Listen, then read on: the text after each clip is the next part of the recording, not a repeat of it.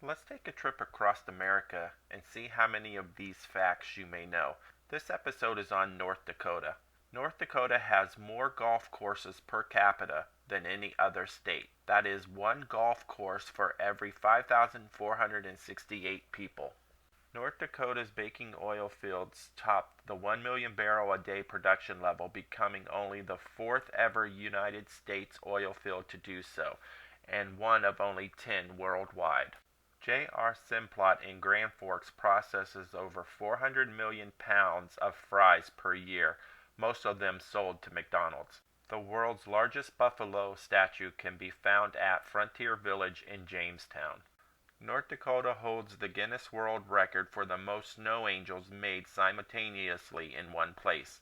On February the 17th, 2007, 8,962 people made snow angels at the state capitol grounds in Bismarck.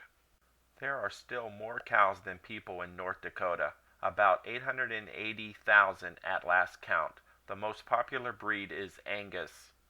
North Dakota may or may not be the 39th state to have joined the Union. Turns out North and South Dakota joined at the same time, and then Secretary of State James Blaine shuffled up the paperwork so no one knows which state was first to sign. The reason why North Dakota is listed in the 39th spot, while South Dakota takes 40th, is just because of alphabetical order.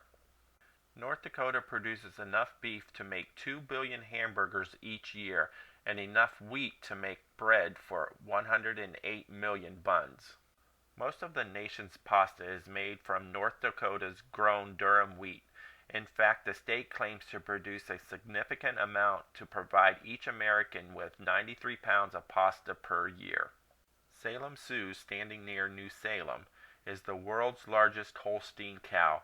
Sioux, who honors the dairy industry, measures 38 feet high, 50 feet long, and weighs 12,000 pounds.